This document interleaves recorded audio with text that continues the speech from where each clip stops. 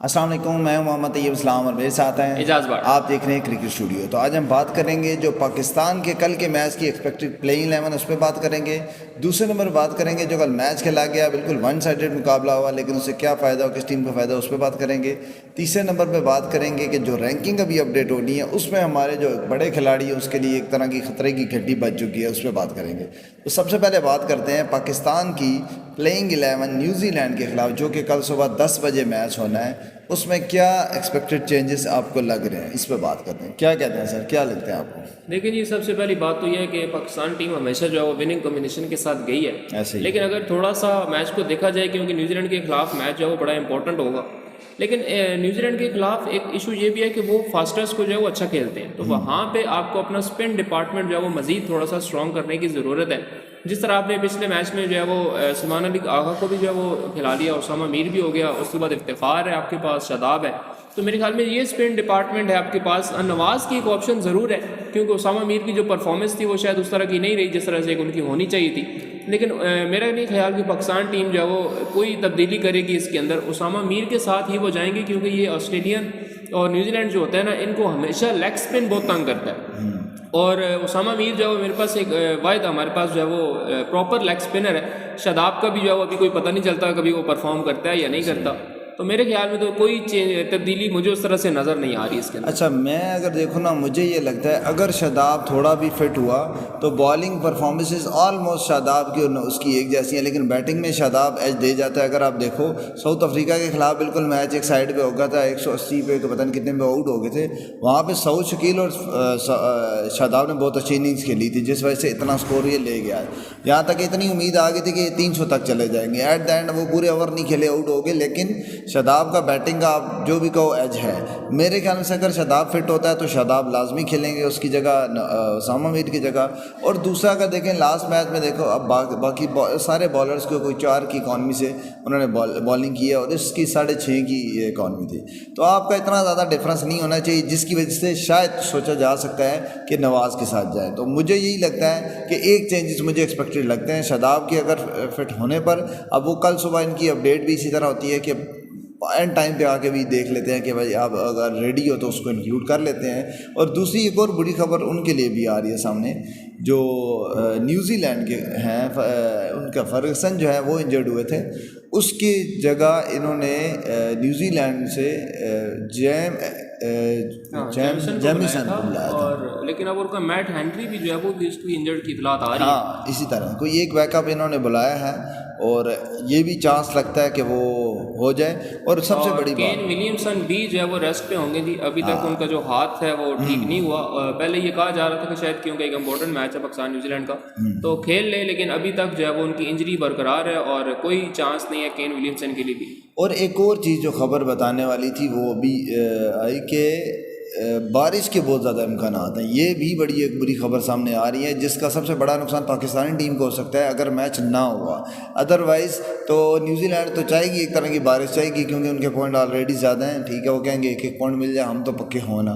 तो चांस लग रहा है बारिश का 80% है, लेकिन उम्मीद यही की जा सकती है कि मैच पूरा हो जाएगा। मेरे ख्याल में मैच हो जाएगा। हाँ, शायद आवर्स कुछ कम हो जाए। हाँ, टाइम बहुत ज़्यादा होता है। नहीं, मुझे तो ये भी नहीं लगता कि आवर्स कम होंगे, क्योंकि जो मैच और बारिश की जो टाइमिंग है उसमें कोई इतना ज़्यादा वो नहीं है। क्योंकि मैच सुबह होगा, जल्दी शुरू होगा, तो अगर तो ये होता ना डे नाइट तो फिर उसमें मसला हो सकता था। ये मैच क्योंकि सुबह जल्दी शुरू होगा तो शाम को बहुत हुआ तो 5-6 बजे आपका मैच है वो समेटा जाना है। हाँ, तो इस हद तक जो ये खिते हैं ना पाकिस्तान इंडिया के, इनके जो बारिश है वो होती है अक्सर मगरिब के बाद होती है, वो 6-7 बजे के बाद होती है। तो मेरा नहीं ख्याल कि मैच के दौरान बारिश को इतना ज़्यादा तंग करेगी। हाँ, बीच में थोड़ी बहुत 15-20 मिनट हो सकती है, लेकिन मेरे ख्याल में मैच जो है वो प्रॉपर होगा। हाँ, बारिश से ये होता है कि जब किसी टीम का टेम्पो टूट जाता है ना, तो वो उससे फिर अगर दूसरी टीम फ़ायदा उठाना चाहे तो मेरे ख्याल में टीम को फ़ायदा ज़रूर हो सकता है। और पाकिस्तान टीम ने हमेशा से जो है बारिश का बड़ा फ़ायदा उठाया और ज़्यादा फ़ायदा मेरे ख्याल में से मोस्टली सेकंड इनिंग्स वालों को हो जाता है, क्योंकि उन्हें थोड़ा सा आइडिया होता है कि हमने इस रन रेट से ऊपर ही रहना है, तब जाके हम अपना जो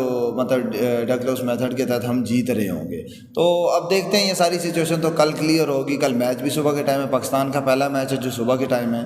तो होप सो जीतें, और जीतेंगे तो एक तो वर्ल्ड कप में ही मज़ा रहेगा कि चलो एक वो क्यूरियोसिटी रहेगी भाई कौन आखिरी टीम जाएगी। समझो 2 तो फाइनल हो ही गई हैं, पाकिस्तान इंडिया और अफ्रीका तो फाइनल हो गई है। तो बाकी कल 2 बड़े मैच हैं। इंग्लैंड ऑस्ट्रेलिया का भी मैच है कल ही, ठीक है, उस पर भी डिपेंड मेरे करता ख्याल में है। ऑस्ट्रेलिया के लिए भी इतना मसला नहीं है, ऑस्ट्रेलिया भी ऑलरेडी जो है वो क्वालिफाइड समझे आप, वो कर चुकी है, लेकिन अभी ऑस्ट्रेलिया के मैच सारे जीतने हैं अपने, लेकिन उनके लिए बाकी मैच ईजी हैं।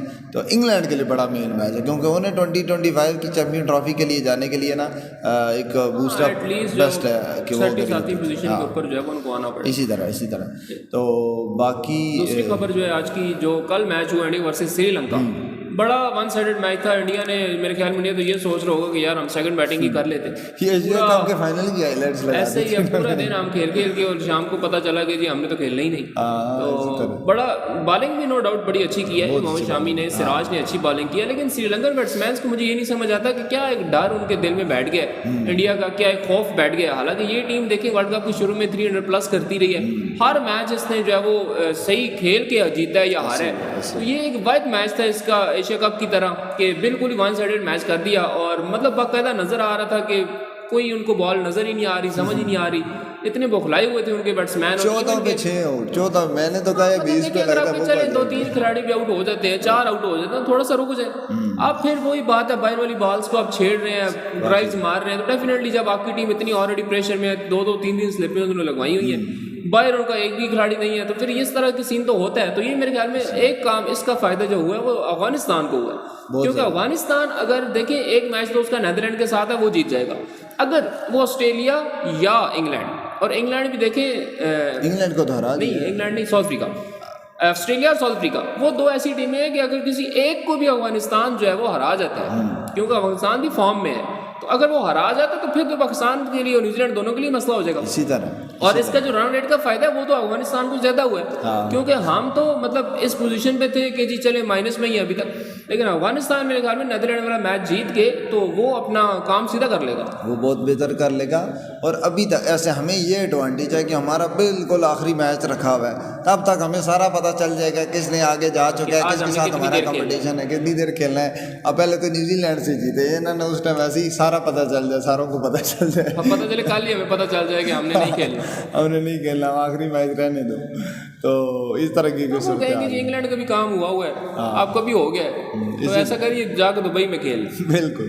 बाकी लास्ट में बात करें तो कल शुभमन गिल ने जो बैटिंग की है उन्होंने 92 मारे हैं, तो उस पे बाबर आजम पहले तो मुकाबला लगा हुआ था कि भाई कौन ज़्यादा बुरा खेल रहा है, ये बुरा खेलता था, अगला उससे भी बुरा खेल लेता था, तो दोनों की रैंकिंग डाउन होते होते फिर भी बाबर आजम पहले नंबर पे ही आ रहा था।